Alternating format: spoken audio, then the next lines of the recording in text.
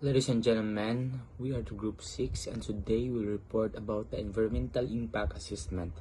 My name is Jennifer Midabalos and today I will present the introduction of our report. So, how have humans changed the planet? Some of these have been for the better while some have been for the worst. So our lesson to do first is the introduction, second, environmental impacts, third, assessment methods, fourth, legal and policy, fifth, stakeholder engagement, and the last, conclusion and recommendation. So what is environmental impact assessment? Environmental impact assessment, a process of evaluating the likely environmental impacts of a proposed project or development, taking into account interrelated socio-economic, cultural, and human health impacts, both beneficial and adverse. So the history of economic impact assessment concept began in the United States with the National Environmental Policy Act in 1969. So over time, other countries adopted similar laws, creating a global standard for environmental assessment. So why environmental impact matters? First, environmental protection ensures projects don't harm ecosystem or lead biodiversity loss. Second, public health and safety prevents or mitigates risks to human health from pollution or hazardous in development. Third, economic savings. Identifying environmental issues early can prevent costly remediation in the future. And the last, sustainable development aids in creating solutions that balance ecological integrity with economic progress. A tool to identify environmental socio-economic impact of a project before decision making. So the main goals is predict environmental impacts early in project planning and design. Second, find ways to reduce adverse impacts. Third, adapt projects to fit the local environmental. Fourth, present impact production and options to decision makers. So the benefits of this is achieves environmental, economic, and advantage. Second, reduce cost and time in project implementation and design. Third, avoids treatment and clean up cost. And the last, help comply with environmental laws and regulations. Good day, everyone. I am Christine Jean Balili, the next reporter. The topic is all about environmental impact. Environmental impact refers to the harmful or beneficial effects that human activities, products, services have on the natural environment, including climate change, pollution, conservation, and sustainability. We provide 6 examples, and the 6 example is all about air pollution, water pollution, soil pollution, noise pollution, biodiversity and ecosystem disruption, and the last is climate change impacts. Air pollution is the contamination of the air we breathe caused by harmful substances posing risks to human health and the environment. Air pollution is, we provide 2 examples, emissions and particulate matter. Emissions release the pollutants like carbon monoxide, sulfur dioxide, nitrogen oxides, and volatile organic compounds into atmosphere, often from industrial processes, vehicle and burning fossil fuels. Particulate matter, tiny or solid particles suspended in the air, which can include dust, dirt, soot, and smoke. Particulate matter can be harmful when inhaled, leading to respiratory cardiovascular issues. Kanideng emotion is para itong gingon nasa last kanang gikan siya sa kaning mga vehicles and burning fossil fuels, and kaning particulate matter is from the air, kanang includes dust, dirt, and soot, and smoke. Next is water pollution. Water pollution is the contamination of water bodies like rivers, lakes, ocean with harmful substances that posing also risks to human health and the environment. And we provide three examples, which is surface water, groundwater, and marine pollution. Surface water contamination of water sources like rivers, lakes, and reservoirs due to pollutants such as chemical, pathogens, and waste. And groundwater is contamination of underground water reserves, often from agriculture runoff, industrial leaks, and improper disposal of hazardous substances impacting drinking water resources. Next is marine pollution, including of harmful substances into oceans and seas, including oil spills, plastic waste, and chemicals, threatening marine life and ecosystem. Kaya aga ng ang i-provide nga paano kayo masabtan naman sa galing sa surface water is from aning kuan daw sa mga rivers, lakes, reservoir due to the pollution such as kanang mga chemical pathogen ayun kanang mga hugaw kanang kabantay mo nga kanang sa reservoir na yung mga gikan nga mga basura nga panglabay sa mga tao. And groundwater is from anang mga agriculture na kanang agasanan sa kanang mga kintay basak, example basak, or anang dam nya mga na-leak sida bitaw nya sa marine pollution is gikan sa mga oceans and seas ganang mga barko nga nagkuan og mga oil nya kana pang mga tao nga maglabay-labayan ng mga kuan mga beaches nya mo nang kintay na mga chemical kuan ang mga isda ang mga marine life and ecosystems. Next is soil pollution. Soil pollution is the degradation of soil quality. One nga soil bitaw from the word soil. We provide it to contamination and erosion. Contamination is the presence of toxic chemicals in soil from pesticides, industrial waste, and heavy metals, which can reduce soil fertility and harm plant and animal life. Kanang giconsists kanang gigamit sa kuan mga tao nga ng pesticides nga kuan di ay makadaot din na siya sa kuan soil.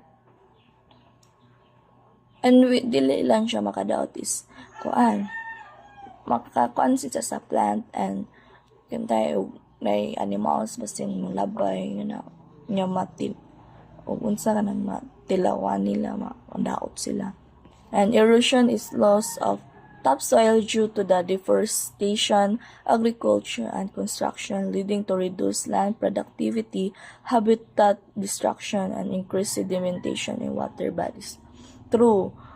One, grabe na jud ang climate change karon kay tungod ng kuan kana if na kinainitan man gani wala na tay panangga wala na yung mga kahoy nga na nya mo po na makangin nga erosion niya ng salayang lugar nga mag landslide kay tungod wala na kahoy nya gihimong paan construction nga may naigipang tukod nga mga building which is kanang ma-distract tong mga kuan mga animals nga gikan nagpuyo adto which is not good food.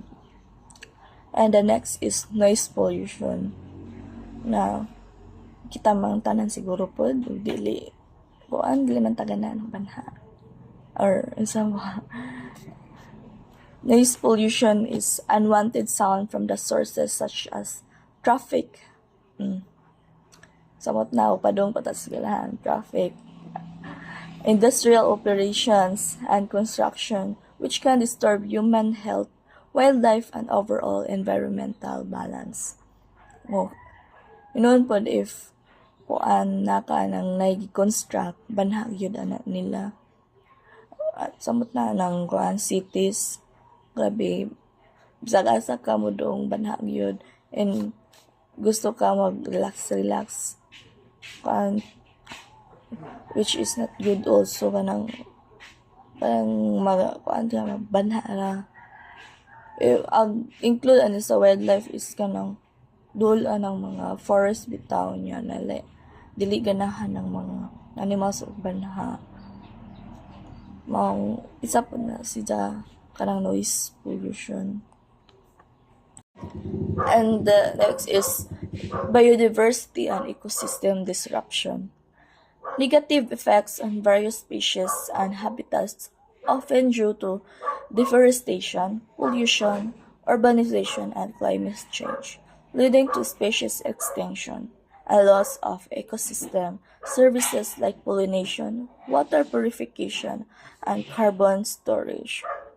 Ay okay, kana bitang mga species nga wala na ikadungan, wala na mawala ilahang life cycle sa ilang life bitaw like kani mao na nilang kanon nga na example pa na guys kana pong isda bitaw nga mahot kanang kuan mahutan og tubig ng sa lugar, so wala nang kuan no. I don't think kaning sa deforestation side maglubos og kuan kintahay if ever migrate migrate mo balhin ka ng uban kay tungod po sa init basig mauhawon sila kintahay walay tubig na mauhaw sila. The next topic is climate change. Climate change impacts environmental consequences of global warming, including rising sea levels, extreme weather events, and habitat changes, primarily driven by greenhouse gas emission from human activities. Then impacts certain ecosystem, human health, and agriculture productivity. True, katubitang pag summer ang initang grabe. Labad kayo school ko. As in, lamig yun mo so o schoolhan natin tayo and kaansag global warming if kinainitan ato sa Antarctica mga hilis o mga ice, and that's all. Thank you.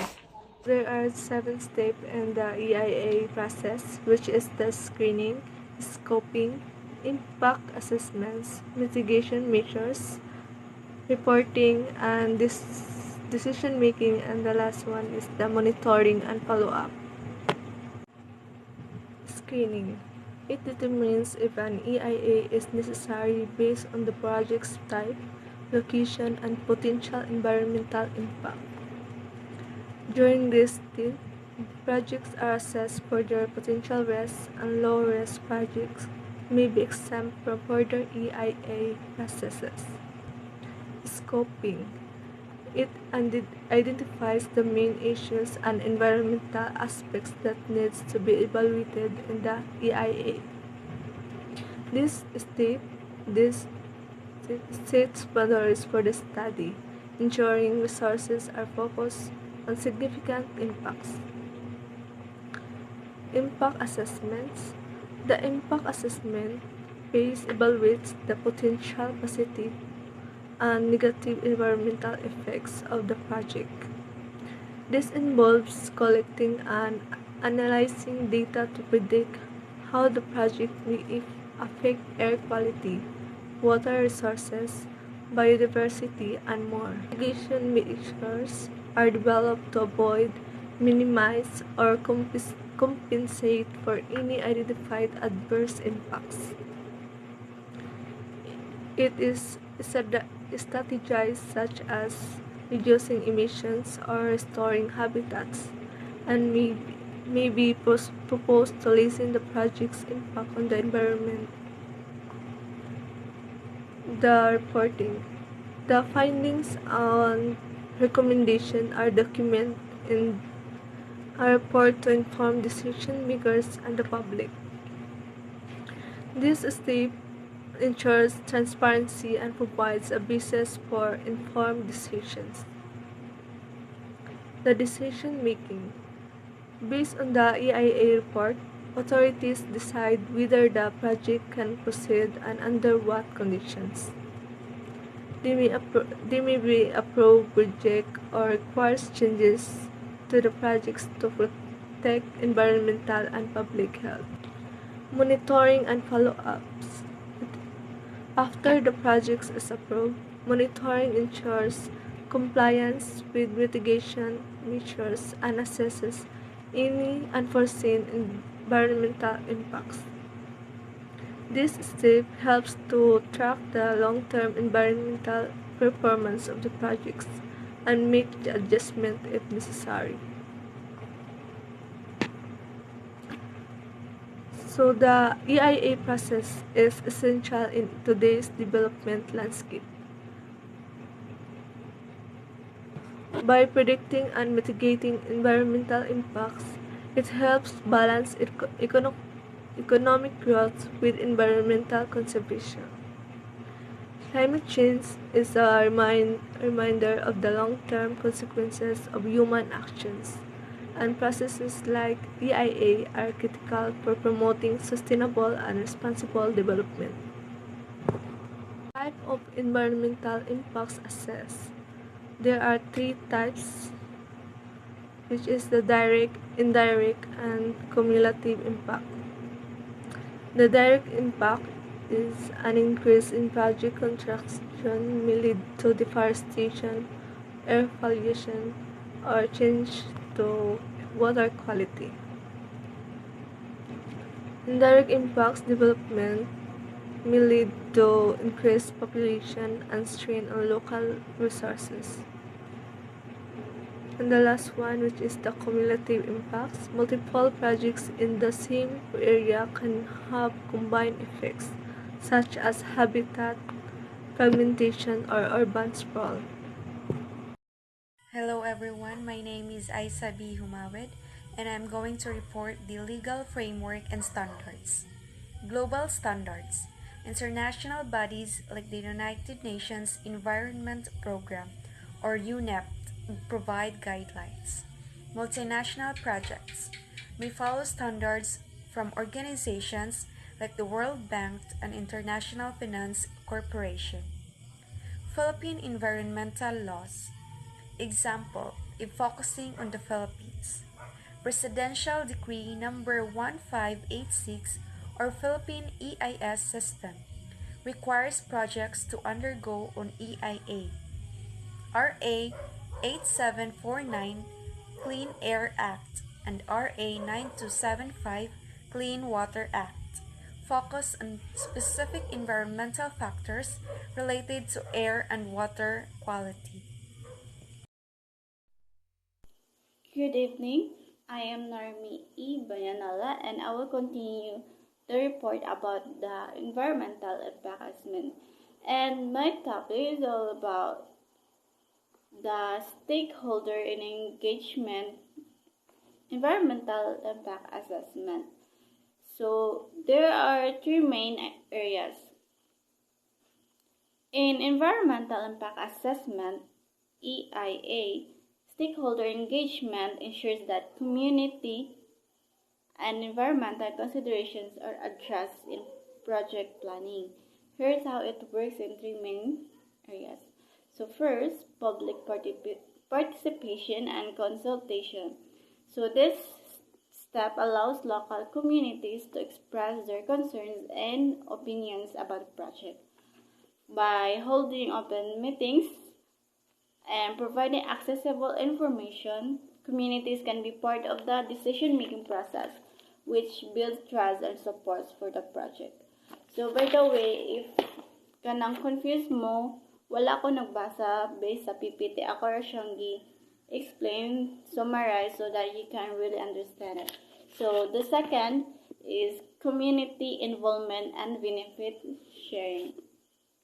Involving local communities in project from the start and sharing its benefits such as new jobs or infrastructure. Helps ensure fairness.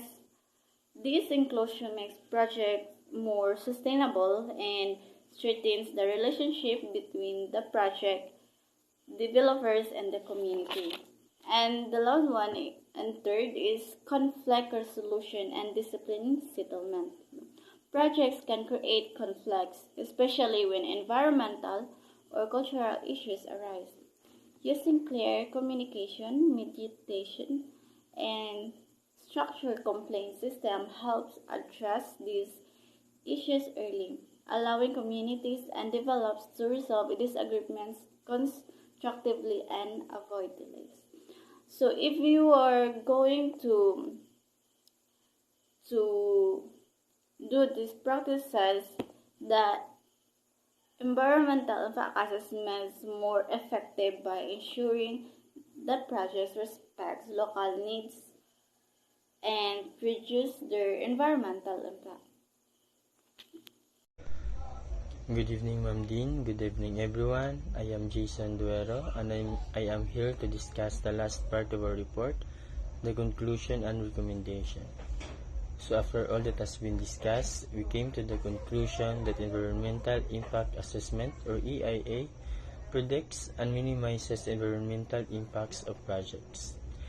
Key aspects of this are to protect ecosystems and human populations, balances development and environmental conservation, transparency, public involvement, and legal frameworks. For the process steps, includes screening, scoping, and impact assessment. Also mitigation, reporting, decision-making, monitoring, and follow-up. For the challenges, this includes data gaps, financial costs, and compliance issues. The goal of this is to minimize environmental impacts and promote sustainable development. Let's now proceed with the case study, and an example project of this is the construction of a dam in which environmental concerns are identified, which include loss of fish habitat and increased sedimentation in rivers. The key findings are the potential negative impacts on local biodiversity and communities reliant on the river. For mitigation measures, habitat restoration, fish migration channels, and regular sediment monitoring. And that's all.